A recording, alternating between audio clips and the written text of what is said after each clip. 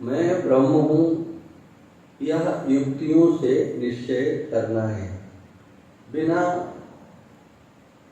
किसी अन्य का आश्रय लिए अपनी बुद्धि से तर्कपूर्वक हमें सिद्ध करना है, निश्चय करना है।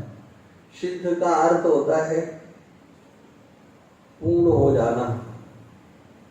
वैष्णवों में इस शब्द का प्रयोग पक जाना, वो ये नहीं बोलते हैं कि देखो चावल पका कि नहीं, दाल पकी कि नहीं, ऐसा नहीं बोलते।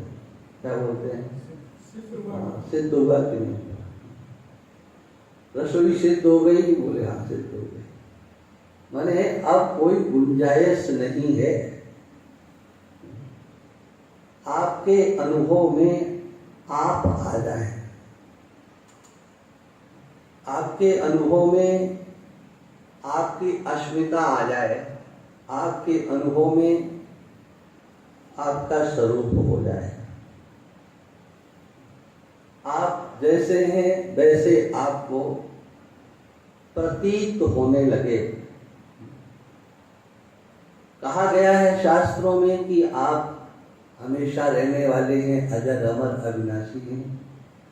माने आपके अंतर से भविष्य में आने वाली शरीर की क्षति दिखने वाली, जिसे आप मृत्यु कहते हैं, वह आपके दिमाग से जाना चाहिए। अंतर में होने वाले समग्र विकार जो आपने अपने ऊपर आरोपित किए हैं, उनसे आप हमेशा के लिए मुक्त हो। कुछ भी बदलाव होगा, परिवर्तन होगा, वो सब दृश्यमान जगत में ही होगा, अन्यत्र कहीं नहीं हो सकता है। आप उसको देखने वाले हो, आप उसे जानने वाले हो। आप सुख स्वरूप हो, सुख ही आपका स्वरूप है। सुखमस्यात् मनोरूपम, कल इसकी चर्चा हुई थी। दत्तात्रेय भगवान कहते हैं निष्क्रिय हो जाना यही उस स्वरूप का शरीर है। सुख की अभिव्यक्ति कैसे होगी? जब हम पूर्ण रीति से निष्क्रिय हो जाएंगे। कुछ करके मिलेगा, ये सोच संसार के लोगों की होती है। हाँ, संसार के पद पदार्थ, वस्तुएं और उनसे होने वाला सुख, ये तो तभी मिलेगा जब आपकी क्रिया होगी। बढ़िया चीज आइसक्रीम, रसगुल्ला, समोसा, उनका सुख कब ले सकते हो? सामने रखे हैं, नहीं मिलेगा जब तक। लेकिन कहा यहां तो निष्क्रिय होना है। ये स्वरूप के, आपके स्वरूप की पहचान है। आपने अपने को समझ लिया है, तो फिर ये उठा पटक कैसी? आत्मानं चेद विजानीयात्, ये बृहदारण्यक की श्रुति। इस श्रुति को विद्यारण्य स्वामी ने आश्रय लेकर के, इस श्रुति का आश्रय लेकर के, इस एक श्लोक के ऊपर 298 श्लोकों की रचना की। सोचिए आप, ये श्रुति का कितना बड़ा महत्व है। आत्मानं चेद विजानीयात्, यदि तुमने अपनी आत्मा को जान लिया है, अयमस्मीति पुरुषः, ऐसा मैं हूं, मैं सच्चिदानंद स्वरूप हूं, मैं ब्रह्म हूं।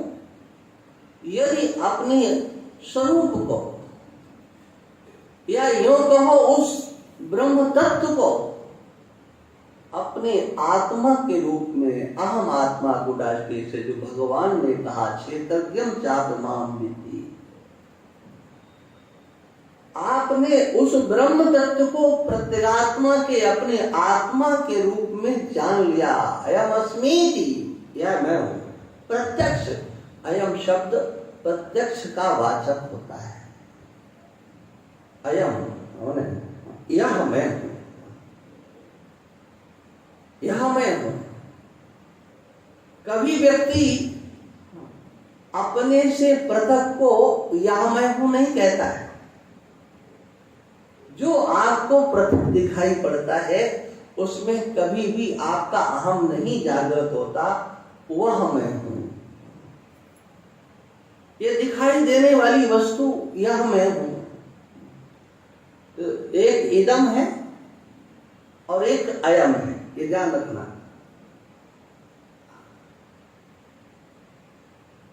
दोनों का अर्थ एक ही होता है। स्त्रीलिंग में इयम बोलते हैं, इयम। हाँ, ये कोई ऐसी वस्तु है जिसका प्रयोग स्त्रीलिंग में करना है। बालिका है, कोई देवी है, गाय है, इत्यादि।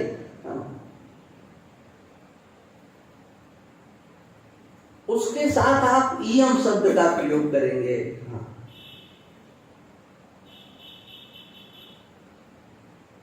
लेकिन ये नहीं कह सकते। इयम शब्द का अर्थ भी यह होता है, इदम शब्द का अर्थ भी यह होता है, और अयम शब्द का भी अर्थ यह ही होता है। तो न तो आप इयम शब्द में जो आपसे अलग है उसमें आप कभी अपना अहम बैठाते हो, बल्कि अयम शब्द के साथ मैं हूं, मैं हूं, मैं हूं। जब आप किसी का निर्देश करते हो तो इस उंगली से करते हो।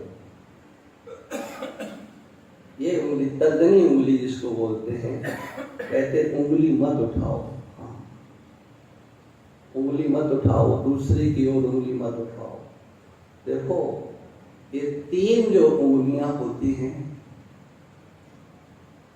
वह तुम्हारी ओर आती है और एक दूसरे की ओर जाती है। अब उसका अर्थ लोग दूसरी तरीके से लेते हैं। सबका अपना अपना दिमाग है, तो अपने राम भी किसी के पिछलक्कू नहीं है, अपना भी दिमाग। एक उंगली इदम की ओर चलती है और तीन उंगलियां अयम की ओर चलती है। माने जितनी ताकत आप अपने से पृथक को जानने की करते हो, उससे 3 गुना तो कम से कम ताकत अपने आप को जानने के लिए करो। अयम आत्मा ब्रह्म, मांडुक्य उपनिषद में ये श्रुति है, अयम आत्मा ब्रह्म। अयम भगवत्पाद शंकराचार्य भगवान कहते हैं अन्य के लिए नहीं, अंगुली का अभिनय करके, अपनी ओर अंगुली करके यह मैं हूं, यह मैं हूं। माने इस शरीर के अंतर्गत जो अहम आम का स्फुरण हो रहा है वह मैं हूं। अयम अस्मीति पुरुषः, अयम माने यह मैं हूं। आत्मा को अगर परब्रह्म के रूप में आपने जान लिया, आत्मानम चेत, चेत शब्द का प्रयोग करते हैं। हाँ, जानना बहुत कठिन है। यदि जान लिया, माने सरल नहीं है। अगर सरल होता तो जाने कितने बार हमको ये मानवाकृति मिली है, हमने उसको जान लिया होता।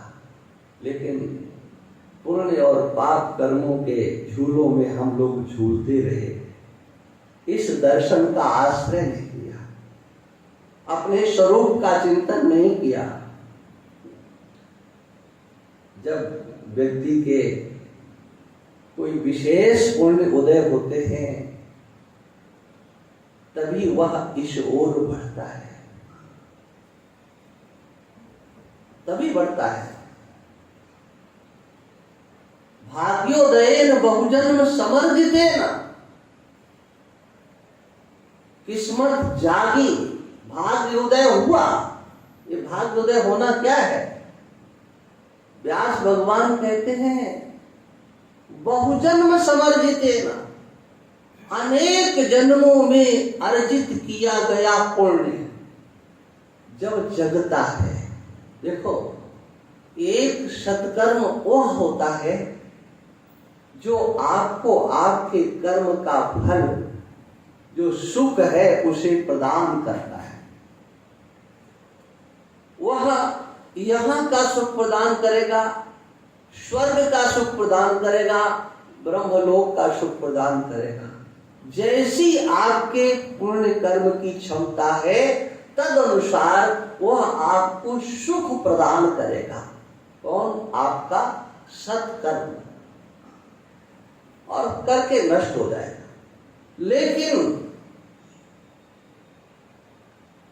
आपने अपने उसी जीवन में कुछ ऐसे सत्कर्म किए जिन सत्कर्मों को आपने भगवान को समर्पित कर दिया। भगवद गीता की भाषा में या महापुरुषों की भाषा में आपने निष्काम कर्म योग का आश्रय लिया।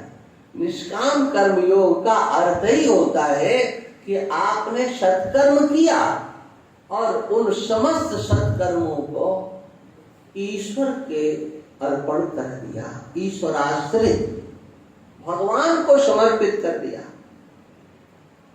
जो भी कर्म किया, प्रभु बस यही मेरी पूजा है। स्वकर्मणा तमभ्यर्च्य, अपने कर्मों से उस ईश्वर की पूजा करना, ये उससे भी ऊंची स्थिति है। कर्म करना और कर्म के फल को ईश्वर को समर्पित करना, एक स्थिति ये है। और एक अपने समग्र चेष्टाओं से ईश्वर की सेवा, ईश्वर की पूजा समझना। ये वेदांत दर्शन एकाएक समझ में आता नहीं है। इसके लिए चाहिए भगवत भक्ति, चाहिए भगवान की शरणागति। सबकी स्वीकृति है, ध्यान रखना। आप कहें कि आप तो कहते हो आप ब्रह्म हो, तो अब क्या मतलब? ब्रह्म तो हो, लेकिन इस ब्रह्म का स्वरूप आपके अंतःकरण में स्थित हो जाए, निष्ठा आपकी बन जाए, इसके लिए महापुरुषों का आश्रय लेना, भगवान का आश्रय लेना। किसी भी साधना से ये विज्ञान आपके अंदर नहीं आएगा।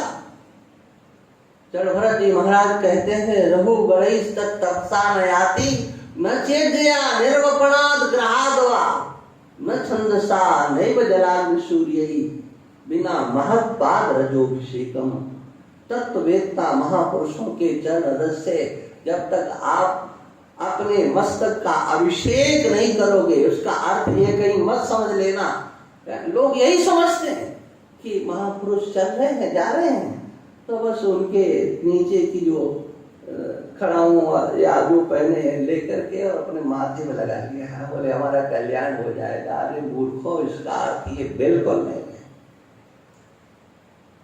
उनके चरण रज के धूल में अपने आप को समर्पित कर देना, निरहंकार हो करके उनके वचनों को यथावत स्वीकार कर लेना। तद्बुद्धय तदात्मानस, निष्ठा और निष्ठा को बनाना। उनकी शरण में जाना। तद्विधि प्रणिपातेन परिप्रश्नेन सेवया, निष्कपट भाव से सेवा। और केवल इसलिए जिसके लिए मनुष्य जीवन मिला है, उस तत्व का अनुभव हो जाए, साक्षात्कार हो जाए। ये अंतर की एक स्थिति होना चाहिए। ईश्वर की कृपा के बिना ये वेदांत दर्शन की ओर चला नहीं जा सकता, ये ध्यान रखना। मैं अपनी बात नहीं कह रहा हूं, दत्तात्रेय भगवान कहते हैं इस अद्वैत दर्शन की ओर वही चल सकता है जो ईश्वर की शरण में गया। केवल ब्रह्म ब्रह्म चिल्लाते रहो, मूर्खों को कुछ मिलने वाला नहीं। और ऐसे लोग हैं, जाने कितने हैं। अरे क्या मंदिर में क्यों जाना, जल क्यों चढ़ाना, पूजा क्यों करना, कीर्तन क्यों करना, हम तो ब्रह्म ही हैं। इससे कुछ नहीं होगा। एक बार एक व्यक्ति यहां पर वो आए, उन्होंने हमारी ये जो चल रहा है ना, इस पर सुनते हैं, बहुत लोग सुनते हैं। तो अब उनके अंदर उत्कंठा हुई हमसे मिलने की, और वो एक जगह से, यहाँ से कम वो स्थान 600-700 किलोमीटर दूर है। मैं नाम नहीं लेता, किसी के उसको बिगाड़ना मेरी उसमें नहीं है, लेकिन मैं बता रहा हूं कि वो यहाँ तक आए, और आए थे जो हमने एक बार केकड़ी में विचार चंद्रोदय पर प्रवचन किया था या पढ़ाया था, उसको लेने के लिए। अब वो आए तो जैसे विनम्रता दिखाई जाती उसी तरह से उन्होंने दिखाया। मैंने स्वाभाविक रीति से पूछ लिया, तो भाई आप यहाँ पर कोई महात्मा है? बोले हाँ महाराज, महात्मा तो आते जाते। मैंने कहा आप उनके किसी के पास गए? बोले नहीं, मैं किसी महात्मा के पास नहीं जाता। अच्छा चलो, कोई नहीं। आपने अपने जीवन में किसी से दीक्षा ली है? बोले नहीं नहीं, वो दीक्षा वगैरह मैंने कुछ नहीं। मैंने कहा आप मंदिर जाते हो, कभी भगवान को प्रणाम करते हो, मंदिर जाते हो? बोले कि नहीं, मैं मंदिर नहीं। तो मैंने कहा कि ऐसा है, अब आप मेरे पास तब आना जब किसी महात्मा के पास जाकर के बैठो, मंदिर में जाना शुरू करो। जो आपके क्षेत्र में जिन्हें आप अच्छा या सब अच्छा समझते हो, उनसे आप दीक्षित होकर के आओ। भगवान का नाम संकीर्तन करना शुरू करो, अन्यथा आप मेरे पास आना नहीं। और मैंने उमेश को बोल दिया कि ये अनधिकारी है, ये इस विद्या का अधिकारी नहीं है, ये अनधिकारी है, ये ईश्वर को अंगूठा दिखाना है। भगवान, अरे बोले हम तो ब्रह्म ही हो गए, इन मूर्खों को कुछ पता ही नहीं। एक तो घटना मैंने सुनाई थी, एक लड़का बैल आया,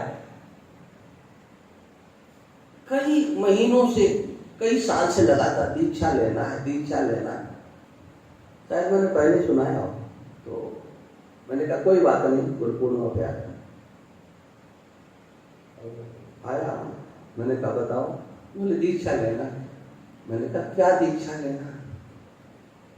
महाराज और तो सब माया रूप है, हमें तो परब्रह्म की दीक्षा लेना है। मैंने देखा कि तो मूर्ख नहीं है, तो महामूर्ख है। तो मैंने कहा कि बेटा परब्रह्म का तो कोई मंत्र ही नहीं, तुम भजन करते हमें कोई मंत्र बताते थे, नाम जब करते तो कुछ बताते थे। मेरे पास परब्रह्म का कोई मंत्र नहीं है, तुम जाओ। निकाल दिया कमरे से बाहर, हमें निकाल। ये क्या है? वो ब्रह्म का चिंतन करना चाहते हो, ये सुन लिया थोड़ा बहुत झूठ मूठ का सत्संग, हाँ बस बस। अब क्या है, हम तो बस साक्षी हो गए, दृष्टा हो गए। अरे तुम खाक नहीं हो सकते। दत्तात्रेय भगवान का श्लोक है, ईश्वरानुग्रहादेव पुंसाम अद्वैत वासना। मैं नहीं बोल रहा हूं, अवधूत गीता का, दत्तात्रेय भगवान का ये वचन है। ईश्वरानुग्रहादेव, ईश्वर का अनुग्रह ही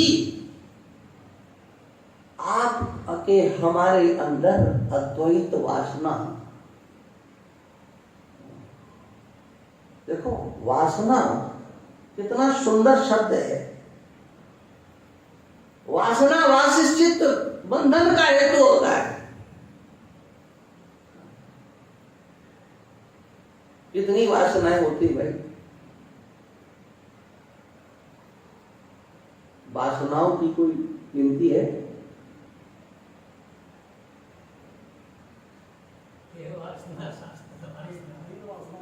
अरे हम कहते ना, सब गिन लो, लेकिन दत्तात्रेय भगवान कहते हैं कि अद्वैत वासना,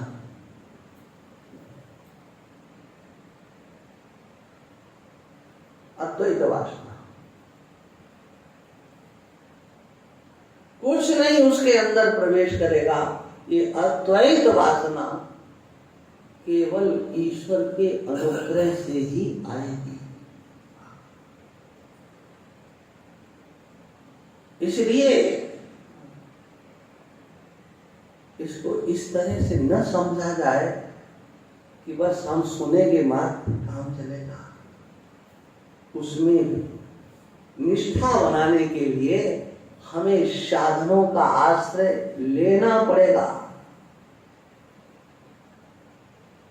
ये बात मैंने इतनी किस लिए कही, शायद आपका दिमाग तो वहां से बहुत दूर चला गया होगा। इसलिए कही कि व्यास भगवान लिखते हैं, भाग्योदयेन बहुजन्म समर्जितेन।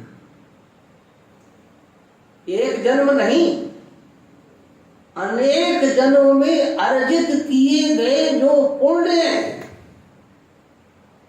वह पुण्य आपको सत्संग प्राप्त कराते हैं।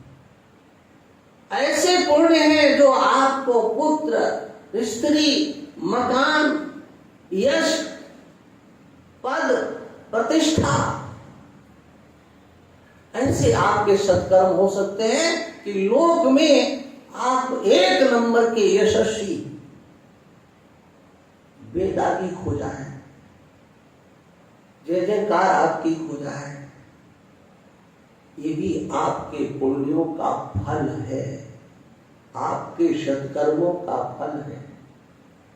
आपके सत्कर्म शरीर त्याग किए बिना इंद्र के सिंहासन तक पहुंचा दें, ये भी आपके पुण्यों का फल है। मानसकार लिखते हैं, अरद सिंहासन आसन दे। अरे राम जी का जन्म नहीं हुआ था, उसके पहले की एक कहानी है। दशरथ जी इतने पुण्यात्मा थे कि वो स्वर्ग लोक जाते थे, अलग से उनको आसन नहीं दिया जाता था। इंद्र अपना आधा सिंहासन लाइए, नहीं नहीं नहीं, आप यहां बैठेंगे। ये पुण्यों की पूंजी, लेकिन सत्संग की ओर रुझान होना, ये भी आपके पुण्यों का ही फल होगा। किंतु उन पुण्यों का फल, जिन पुण्यों को पुण्य कर्मों को तो आपने किया, लेकिन उन पुण्यों के फल को ईश्वर को समर्पित किया। इन अपने सत्कर्मों का फल मुझे नहीं चाहिए और किसी अन्य से न पूछना। अपने अंतःकरण में देखो, हृदय से पूछो, आपने अपने लिए कितने कर्म किए।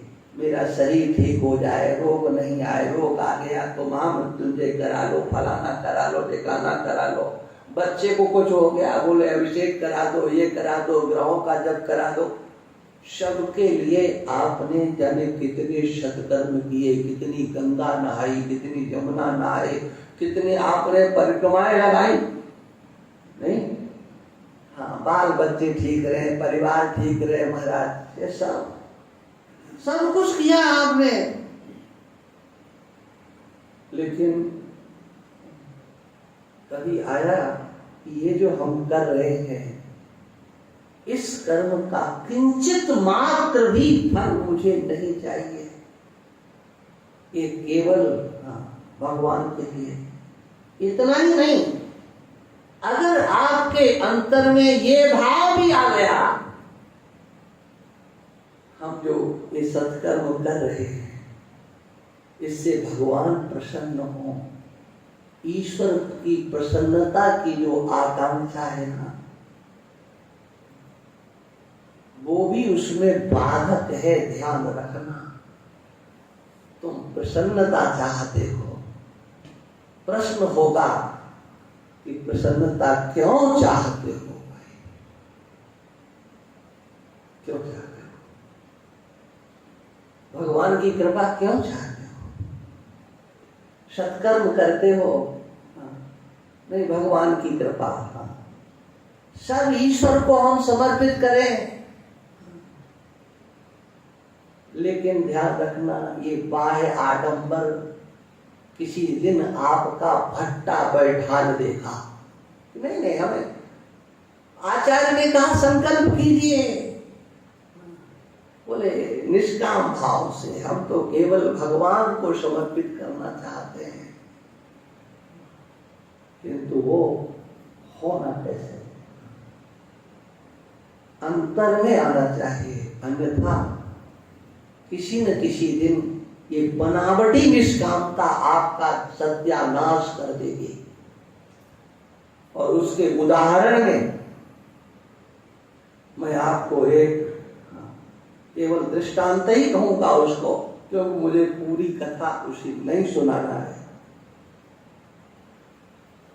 मानसकार एक राजा का इतिहास वर्णन करते हैं, उसकी दिनचर्या वर्णन करते हैं, उसकी निष्ठा वर्णन करते हैं और उसको प्रमाण पत्र देते हैं।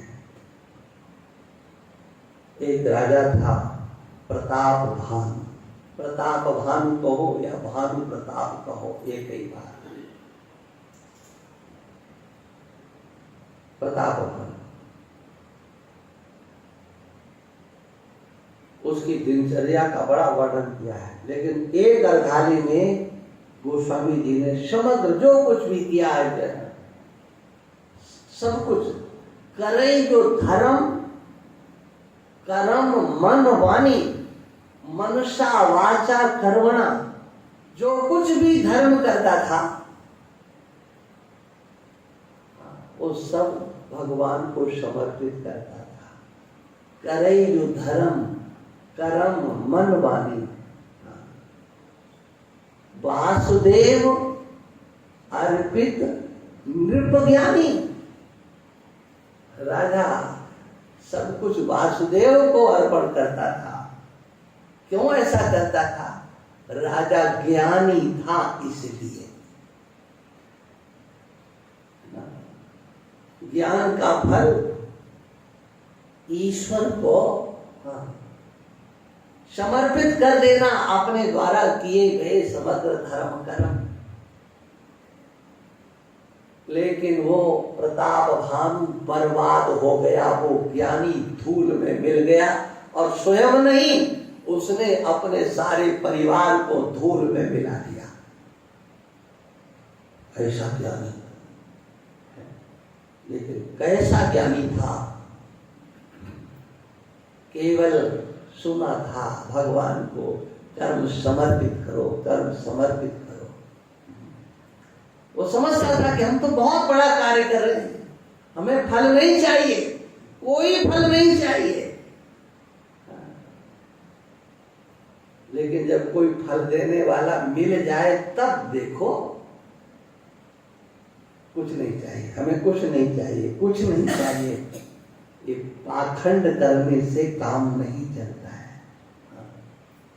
चाहिए सब कुछ और हमें कुछ नहीं चाहिए।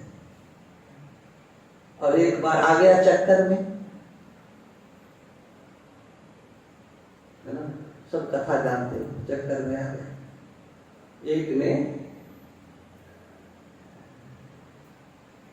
ने मेरे से कहा कि महाराज देखो, ये ऐसे भी बाबा लोग होते हैं, है?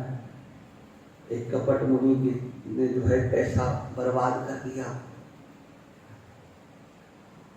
ऐसे आजकल महात्माओं में भी आजकल भी ऐसे, मैंने कहा बिल्कुल सही कह रहे हो। आज तो संख्या साधुओं की ज्यादा है, तो ज्यादा ही उनकी संख्या वो भी हो सकती है, हमें इसमें कोई ऐतराज नहीं है। हो सकते हैं बहुत कपट वेश धारण किए हो, बोले उसने कपट किया। मैंने कहा तुमने कभी गंभीरता से, एक सज्जन बहुत अच्छे पाठ कराने वाले थे, हैं अभी वो, लेकिन अस्वस्थ हैं, बीमार हैं बहुत ज्यादा। तो एक बार मैंने गीता भवन में हल्का सा ये भानु प्रताप का चरित्र रखा, तो बोले महाराज हम तो अभी तक उल्टा ही समझ रहे हैं, ये तो बात कुछ दूसरी निकली। मैंने उस श्रीमान से कहा कि ये बताओ,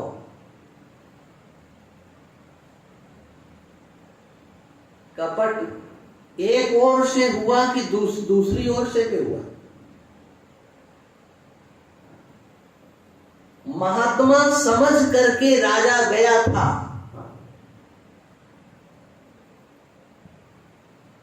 कि एक महात्मा है, गया क्यों था? महात्मा समझ करके।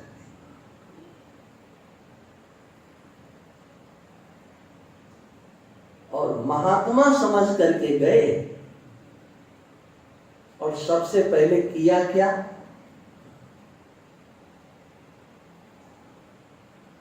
सबसे पहले कपट प्रारंभ किया किसने? राजा ने। कहते हैं कि साधु के दर्शन से पाप धुल जाते हैं। साधु नाम दर्शनम पुण्य। साधु के दर्शन पाप धुल जाते हैं। लेकिन साधु के दर्शन से पाप धुलते हैं। अगर साधु के सामने तुम पाप करने लगो तो बताओ धुलेंगे कि और बढ़ेंगे? आप सोचो जरा। ये बातें व्यवहारिक हैं। अरे लोगों को तो अक्ल ही नहीं होती है, क्या बोले। यहाँ हमारे पास ही कुछ ऐसे भी आ जाते हैं। मैंने पूछा कैसे आए? बोले इधर से जा रहे थे तो सोचा आपसे मिलते चले। अब सोचो, वो हमारे दर्शन करने के लिए तो नहीं है, कैसे लिए आए? वो मिलने के लिए है। अब मिलने वाले को क्या मिलेगा? उसके अंदर वो श्रद्धा की पूंजी ही नहीं है कि जिससे वो एक किसी नकली, ढोंगी, पाखंडी, वो तो नहीं जानता ना कोई नकली है, ढोंगी है, पाखंडी है। तुम्हें तो साधु दिखाई दे रहा है। अरे तुम साधु समझ करके उसे प्रणाम कर लो, तुम्हारा क्या नुकसान होगा? क्या नुकसान होगा बताओ? वो साधु वेश तुमसे क्या छीन लेगा? लेकिन उस वेश मात्र में आपकी श्रद्धा नहीं है। वेश मात्र में नहीं, ये बड़े बड़े सेठ पैसे वाले दुनिया भरे के दिखाई देता ना कि उनके चेले उसके चेले, वो व्यक्तिगत चेले होते हैं, साधुओं के भक्त नहीं होते हैं वो। मैंने दक्षिणा बांटते हुए सेठों को देखा है, पैसे वालों को ऐसे चिल्लाते हैं, शांत बैठो, लाइन से आइए, अरे तुम तो अभी ले गए थे। माने तुम्हारी श्रद्धा नहीं है, तुम तो अपने, वो भले ही पाखंडी हो, ऊंचा सिंहासन हो, सोने का चांदी का छत्र चमन लग रहा हो, तो उस पाखंडी को भगवान मान लोगे। लेकिन एक रास्ते पर बैठा हुआ एक फकीर, एक सच्चा साधु, तुम तो उसे दरिद्र समझते हो। इतनी पहचान, कैसी पहचान, कहां श्रद्धा, कैसी श्रद्धा? बोले ठग न जाए। अरे तुम ठग हो एक नंबर के, तो ठगे जाओगे। जो ठग नहीं है, श्रद्धालु है। बताओ, ईश्वर भी अगर उसके साथ धोखा करे तो उसका क्या बिगाड़ लेगा? ठग बन करके, धोखेबाज बन करके भगवान भी अगर किसी सच्चे के सामने जाता है तो उसका कुछ बिगाड़ नहीं पाता। ईश्वर की ईश्वरता फीकी पड़ गई महाराज बलि के सामने। ईश्वर की ईश्वरता, बलि ने तो एक बटुक ब्रह्मचारी समझ करके ये ब्राह्मण बालक आ गया है, लगता है इसने वेद का पाठ किया है। कुछ बटुक ब्रह्मचारी का उन्होंने पद प्रक्षालन किया, पूजन किया। बलि तो नहीं जानते थे कि ये भगवान है। सोचो कपट कौन कर रहा था?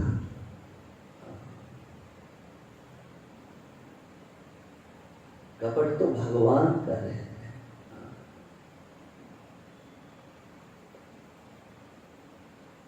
गोस्वामी तुलसीदास जी किसी को छोड़ते नहीं है। विश्वंभर त्रिभुवन, विश्वंभर श्रीपति त्रिभुवनपति, वेद विदित यह लीक। वो कहते हैं भगवान को कहा जाता है विश्वंभर, सबका भरण पोषण करने वाले, सारे विश्व का भरण पोषण करते हैं। लक्ष्मी के पति कहे जाते हैं। विश्वंभर श्रीपति त्रिभुवनपति, तीनों लोकों के स्वामी कहे जाते हैं। उनकी वो ईश्वरता बलि के सामने चली नहीं।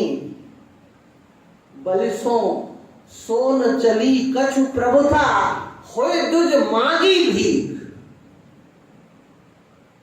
निष्कपट निश्चल व्यक्ति के सामने ईश्वर भी फेल हो जाता है। ये निश्चलता की, निष्कपटता की निशानी है। लेकिन जब व्यक्ति स्वयं कपटी हो तो उसका क्या हाल होगा? जब ईश्वर को भिखारी बनना पड़ा, एक भले ही कथा आप इसको कितनी बार सुन चुके हो, लेकिन मानसकार ने उसको उलट दिया। निश्चल निष्कपट श्रद्धालु के अंदर कितनी बड़ी दम होती है, कितनी बड़ी सामर्थ्य होती है। श्रद्धा की कितनी बड़ी शक्ति होती है, इसका दर्शन वहां दिखाया गया। सोचो, कपट करने वाले ईश्वर को भी, जो सबका दाता कहा जाता है, उस ईश्वर को भी हाथ फैलाना पड़ गया। सबको देने वाला भिखारी बन गया कपट करने के कारण। तो फिर कोई व्यक्ति, कोई इंसान इस मानवाकृति में आकर के छल करता है, कपट करता है, झूठ बोलता है, और वो भी देखो, कहा तो ये जाता है संत भगवंत अंतर निरंतर नहीं। संत में भगवान में क्या अंतर होता है? कुछ अंतर नहीं। लेकिन मानते हो ये सब गप है। देखो तो आपके पास श्रद्धा की पूंजी कितनी है, श्रद्धा हमारे पास कितनी है। इसलिए श्रद्धा की पूंजी चाहिए। और श्री गणेश किया भानु प्रताप ने, प्रताप भानु ने क्या, मानसकार की जरा शैली देखो। हाँ, उतर तुरगते तीन प्रणामा। अब मैं गा करके नहीं बोलूंगा, ऐसे ही बोलूंगा। उतर तुरगते तीन प्रणामा, परम चतुर न कहो निज नामा। बड़ा बुद्धिमान था, ज्ञानी था ना, उसने अपना नाम नहीं बताया। कुछ तो परिचय देना था, झूठ बोला। नाम प्रताप भानु अग्निशा, तासु सचिव में सुनो। परिचय दिया, एक भानु प्रताप नाम का राजा है, मैं उसका मंत्री हूं, सचिव हूं। सोचो, ये झूठ बोलने की उसे क्या आवश्यकता थी? एक हुआ हनुमान जी का दर्शन है। हनुमान जी ने देखा, विभीषण उठे, राम नाम ते सुमिरन की नाम, हृदय हरस कपि सज्जन चिन्ह। ये तो कोई संत है। अरे लंका में कहां से? नहीं हो सकता है। महात्मा तो हर जगह हो सकता है। सबई सुलभ सब दिन सब देशा। अरे संत कहां नहीं उपलब्ध हो सकते हैं, यहां पर भी हो सकते हैं। ये संत है, इनके मुंह से भगवान का नाम निकला है। मैं इनसे परिचय करूंगा और अपना परिचय भी दूंगा। ये कौन है, इनका अपना परिचय भी। और उनका एक निश्चय देखिए आप, क्या ऐसन हट करी हो पहचानी, साधु ते होए न कारज। एक वह दर्शन है, एक हनुमान जी का दर्शन है, और एक भानु प्रताप का चरित्र है। ये केवल कहना मात्र की भाई बात नहीं है, ये अंतर का विषय होना चाहिए। देखो भाई, अब